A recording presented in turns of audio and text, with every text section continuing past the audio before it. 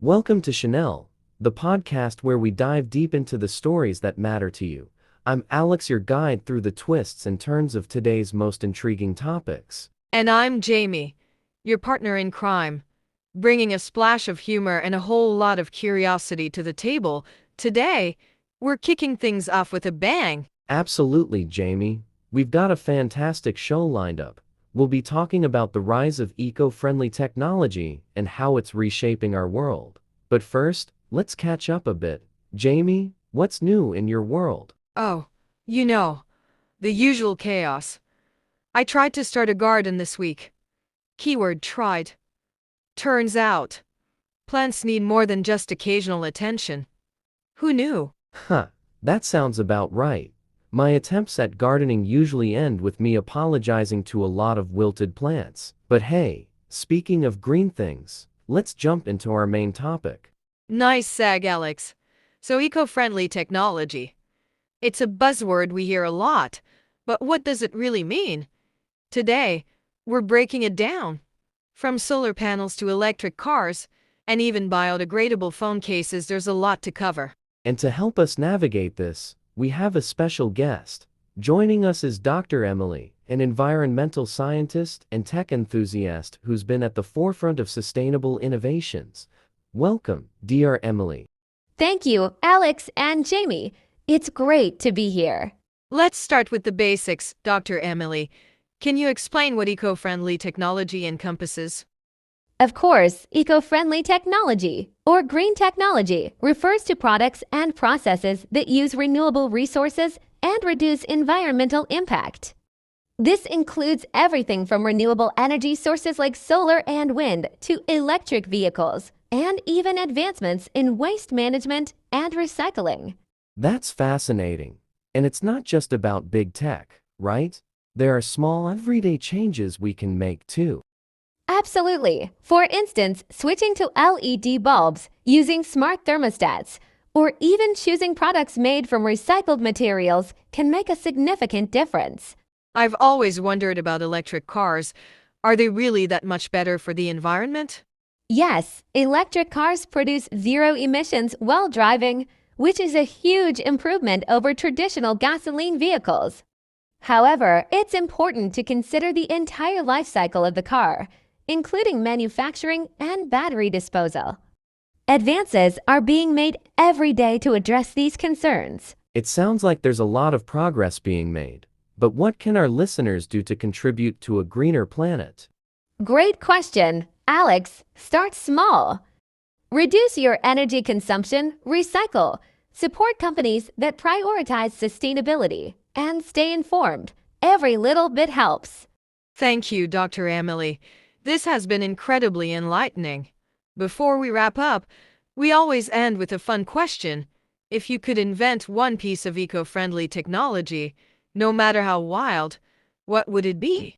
Before we sign off, we want to hear from you, our amazing listeners. We've received some fantastic questions about eco-friendly tech from our mailbag. Jamie, what do we have? We've got a great one from Sarah in Portland. She asks, what's the most affordable way for a household to reduce its carbon footprint? Dr. Emily, any advice for Sarah? That's a wonderful question. Sarah, one of the most affordable and impactful changes you can make is improving your home's energy efficiency.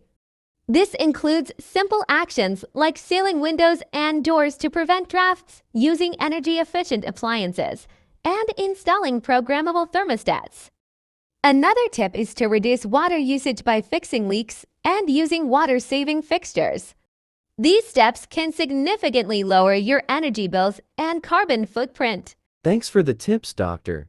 Emily, here's another question from Mark in New York. Are there any upcoming eco-friendly technologies that we should be excited about? Definitely, Mark. One exciting development is in the field of energy storage, particularly with advancements in battery technology. New batteries that store renewable energy more efficiently are on the horizon, making it easier to rely on solar and wind power even when the sun isn't shining or the wind isn't blowing. Additionally, there are innovative projects in sustainable agriculture, such as vertical farming and lab-grown meat, which could revolutionize food production and reduce our environmental impact. Those sound amazing. Now, how about we end with a little fun? We're introducing a new segment called Eco Trivia. Alex, you've got the questions ready, right? You bet. Dr. Emily, Jamie, and listeners at home, let's see how much you know about eco-friendly tech. Here we go with the first question. What year was the first fully electric car introduced to the market? I'm going to guess 1996. That's close, Jamie. The first modern, fully electric car available to the public was the General Motors EV1, introduced in 1996. However, electric vehicles have been around since the late 19th century. Correct.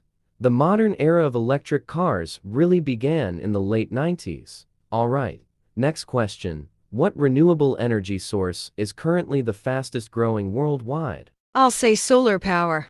That's right, Jamie. Solar power has seen tremendous growth over the past decade, thanks to advances in technology and decreasing costs. 2 for 2, Jamie. Last question. What is the main component used in most solar panels? I know this one. It's silicon, right? Exactly, Jamie. Silicon is the primary material used in the majority of solar panels because of its efficiency and abundance. Great job, everyone. And thank you to our listeners for tuning in and sending in your questions. Keep them coming, and we might feature yours in the next episode. Before we go, a quick reminder. If you enjoyed today's episode, don't forget to subscribe and leave us a review. Your feedback helps us improve and bring you the content you love. Thanks for joining us on this journey to a greener future. Until next time, stay curious and stay green. Podcasts are great for developing listening skills. You hear the natural flow of the language, including intonation, pronunciation, and the use of idioms and expressions. They provide context, making it easier to understand the meaning of words and phrases. This helps in better retention and application of new vocabulary. You can choose podcasts that interest you, which keeps you motivated. Whether you like history, science, comedy, or news, there's a podcast for you. You can listen to podcasts anytime and anywhere while commuting, exercising, or doing household chores. This flexibility makes it easier to incorporate language learning into your daily routine. You can pause, rewind, and replay sections of podcasts to ensure you understand everything. This repetition is crucial for language acquisition. Select podcasts that match your current English proficiency. If you're a beginner, look for podcasts designed for English learners with simpler language and slower speech. Intermediate and advanced learners can choose more complex, native-level podcasts. Some podcasts offer transcripts of their episodes. Reading along while listening can help you connect spoken and written words, improving comprehension and pronunciation. Jot down new words, phrases, and expressions. Look them up later and try to use them in sentences to reinforce learning. Don't just passively listen. Engage with the content. Predict what might happen next. Summarize what you've heard, or answer comprehension questions if the podcast provides them. Mimic the speakers to practice pronunciation and intonation. Record yourself and compare it to the podcast to improve. Make listening to podcasts a regular habit. Consistency is key to language learning.